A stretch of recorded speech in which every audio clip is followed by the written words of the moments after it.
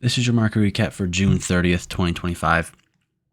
Today we kind of played nothing, but as you can see in the daily time frame, the candle did close in the bullish direction. We did take out all-time highs, which is this blue line here. As you can see, all-time highs are over there, which caused me to think we're going to play bearish and a couple other things. So if we look here, last week was huge, right? Last week was 5 straight up candle days. And on Friday, we failed to retrace to 20% of last week's range, which is this line right here. So that, along with us taking this high, losing volume, and starting to play bearish and like start to tip over, made me think that we would play bearish today. But as you can see, market open, we just went horizontal the entire day. This has been one of the lowest volume days that I've seen. Another thing that made me think that we'd play bearish is we opened in a premium, a slight premium, right? The market opened here, right? And it closed, market closed here and it opened here. So that's about what, an 11 point new week opening gap. So we should have little sell side action in the week. But with that in mind, I'll talk about what I think for the future at the end. It's going to be a very quick one. There's really not much to talk about.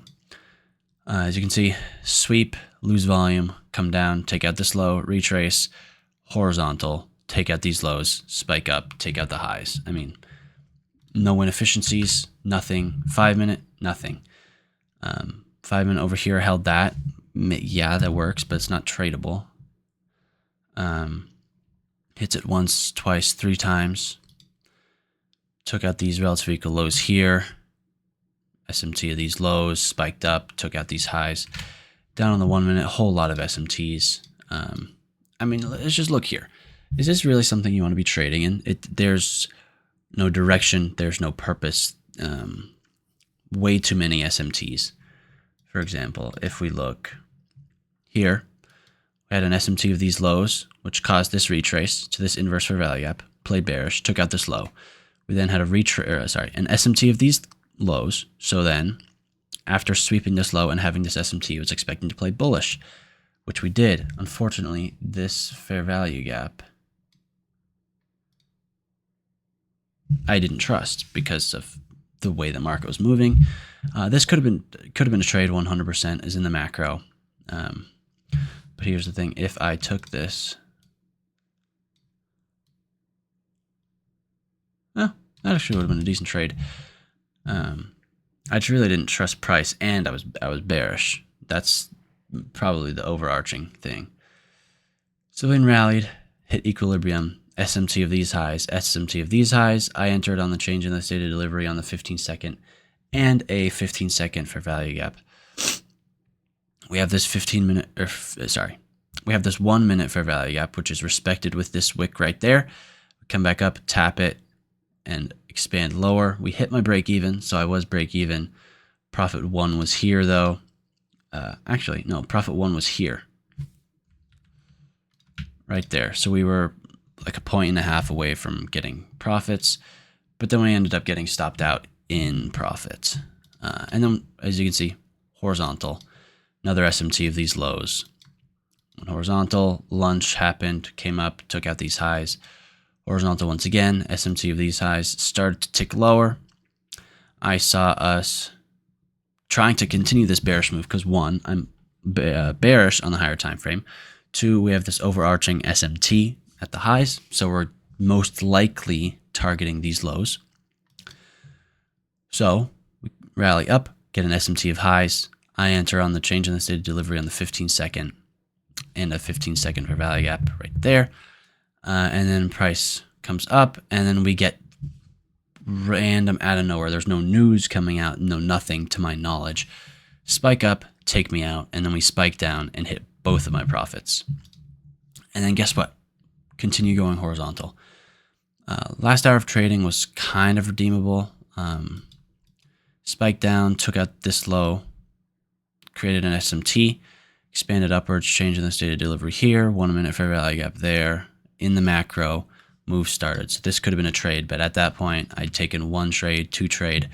Both of them didn't hit any of my profits. So I was kind of done for the day, didn't even look at the chart, but this would have been another trade. So if we're bullish, this trade here, this trade here. Perfect. But I just really have a hard time playing bullish today for the reasons that I mentioned. Now, looking into the future, do I think we're going to reach this? No, not anymore. That was like a Monday goal, but we didn't reach that. I don't think we have an SMT of these highs. If we do, then I play bearish. But since we opened in a premium and then continued to play bullish, I think it's only a matter of time before we tip over. Now, the next question is, when are we tipping over? We'll have to see. Tomorrow, Powell speaks at 9:30. I assume he's going to say some stuff that's going to make the market crash. And everyone's going to be wondering, oh my gosh, who knows? It's going to happen. Because the one reason for that, if we look in the weekly candle,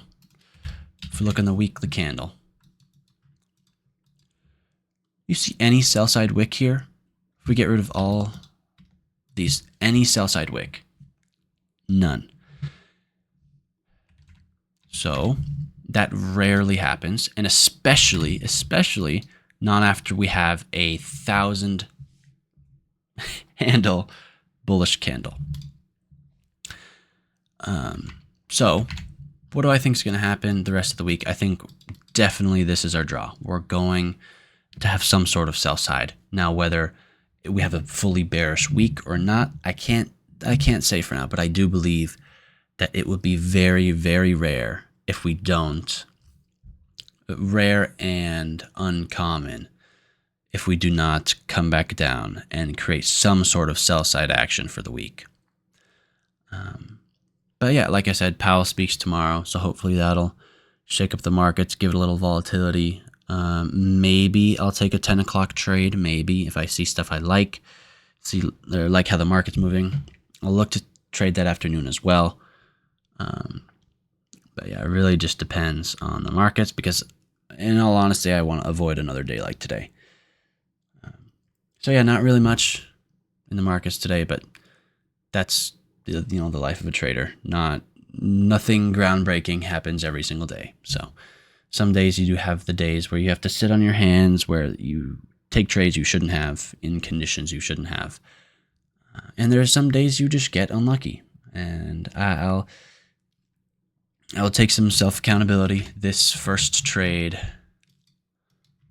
was a good trade. I'm okay with this first trade. I do think a bearish bias today was correct for reasons that I've already explained. I'm not going to bore you with that. Did get stopped out in profit. I'm okay with that. The self-accountability that I will take, though, is here. I should not have entered. This is not the type of price action that you'd want to see. I mean, this in the first place, no, but AM session was kind of cleaner leading up to it. Going into PM session, the amount of wicks that are here, it's not really something you want to see. The amount of wicks as well as how clean it is. Don't really want to see it. But there was a little bit of me getting unlucky with this spike here and then this drop here. In another world, in another time, another day, this would have spiked down first, hit my profits, and I would have been happy. But it just so happened today that it took out the highs first, which is unfortunate, yes, but should I have traded in these conditions? Absolutely not. This is nicer. We rally up, take out these highs. Nice long runs, take out this low SMT, expand, changing the state of delivery. It's just unfortunate that at this point I had already ran out of my riskable capital for the day and my 2 trades for the day. I limit myself to only 2 trades, 1 a.m., 1 p.m. So, yeah, I mean, it's unfortunate, but this is kind of the life of a trader. Not every day is going to go your way. So, yeah, this has been your market recap for June 30th, 2025.